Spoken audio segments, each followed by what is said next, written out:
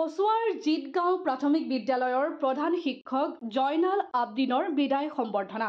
এক আৱেগিক পৰিৱেশ। প্ৰিয় শিক্ষকক বিদায় জনাই উচুপি পৰিল ছাত্ৰ-ছাত্ৰীৰ লগতে সতীৰ্থ শিক্ষক-শিক্ষয়িত্ৰীসকলে। নগাঁও জিলাৰ কঠিয়াতলী শিক্ষাখণ্ডৰ অন্তৰ্গত জিতগাঁও প্ৰাথমিক বিদ্যালয়ৰ প্ৰধান শিক্ষক জয়নাল আবদিনে অৱসৰ গ্ৰহণ কৰে। প্ৰায় ৩৫টা বছৰ শিক্ষকতা কৰি অৱসৰ লৈ আৱেগিক হৈ পৰে শিক্ষকগৰাকী। কঠিয়াতলী শিক্ষাখণ্ডৰ BRP ৰতন দাসৰ সভাপতিত্বত অনুষ্ঠিত হোৱা বিদায়ী সভাত সতীৰ্থ শিক্ষক-শিক্ষয়িত্ৰী আৰু ছাত্ৰ-ছাত্ৰীসকলে শিক্ষকগৰাকীক ফুলাম গামোচা, কিতাপ, কলম, ছাতি ইত্যাদিৰে আদৰণি জনায়। সভাত চিকিৎসক বৰদুল ইছলাম, প্ৰধান শিক্ষক মাইনুল হক, সমাজসেৱক কিতাব আলী, খলিলুৰ ৰহমান, কুলাই মাঝি আৰু সমাজৰ বিশিষ্ট ব্যক্তিসকল উপস্থিত থাকে।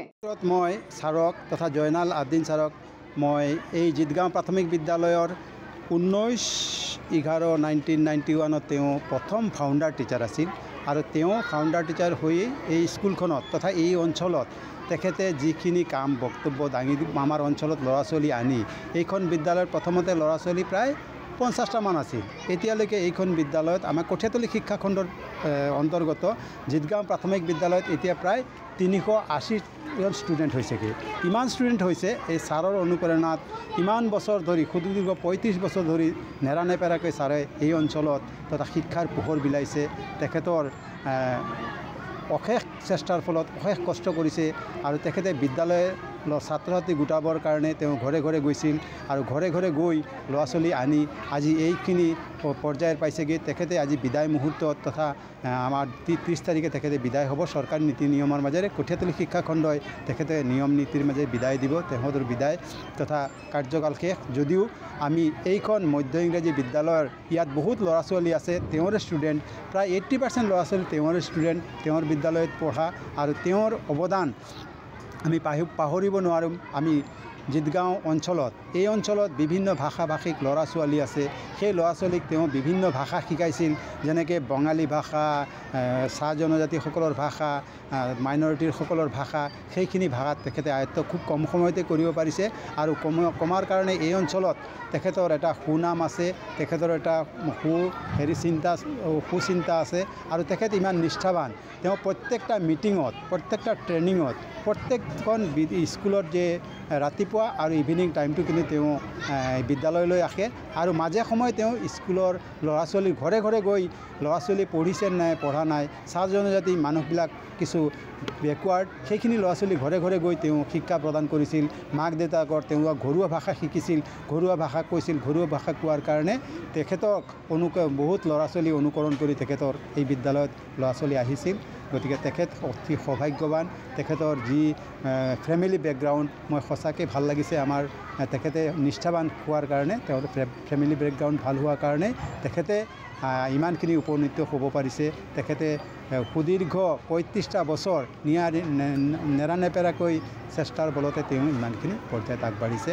আমি আশা কৰিম ছাৰৰ পৰা যাতে এই অঞ্চলত অন্যান্য অনুষ্ঠান প্ৰতিষ্ঠান তথা শিক্ষা প্ৰতিষ্ঠানসকলৰ লগত ছাৰ জড়িত হৈ থাকক। ভৱিষ্যতে আমি আশা কৰিছোঁ ছাৰৰ পৰা শিক্ষাৰ পোহৰ বিলাইছে যেনেকৈ ভৱিষ্যতেও বিলাব। শিক্ষা, ধৰ্মীয়, সামাজিক নীতি নিয়ম সেইবিলাক আমাৰ অঞ্চলত বিলাই যাব বুলি আমি আশাবাদী। গতিকে তেখেতক ছাৰক মই অশেষ কৃতজ্ঞতা জ্ঞাপন কৰিছোঁ। ছাৰৰ এই কষ্ট সুফল হওক, তেওঁৰ সুফল হওক কামনা কৰিলোঁ। পুত্ৰ মই জন্মৰ পৰাই তেওঁক চাই আহিছোঁ। তেওঁ এই অঞ্চলত যে শিক্ষাদান দিছে, এটা বস্তুটো মই দেখিছোঁ যে ডিচিপ্লিন আছিলে আৰু অনেষ্ট আছিলে শিক্ষাদানৰ ক্ষেত্ৰত। আজি যিটোৱে তেওঁক এই অঞ্চলত পৰিচয় কৰাইছে আৰু মই ভাবোঁ তেওঁ এজন সফল শিক্ষক সেইকাৰণে হ'ব পাৰিছে। আৰু আজিলৈকে যদিও বয়স হৈছে, আজিলৈকে কিন্তু তেওঁ শিক্ষাদান দিয়াত, পাঠদান দিয়াত কেতিয়াও কৃপণালি কৰা নাই।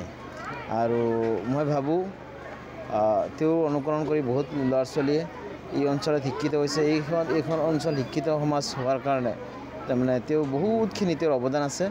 আৰু ভৱিষ্যতেও যদিও তেওঁ আনুষ্ঠানিক এটা অনুষ্ঠানৰ পৰা যেন আনুষ্ঠানিকভাৱে যদি তেওঁ মানে অৱসৰ গ্ৰহণ কৰি আছে, তথাপিও মই ভাবোঁ যে আগন্তুক দিনত এইখন সমাজৰ সামাজিক, শৈক্ষিক আৰু বিভিন্ন ধাৰ্মিক কামত তেওঁ জড়িত হৈ থাকিব আৰু এইখন সমাজক আগুৱাই নিবলৈ মই ভাবোঁ তেওঁ অশেষ চেষ্টা কৰিব আৰু তেওঁৰ জীৱনটো সাৰ্থক কৰিব বুলি মই আশা কৰিছোঁ।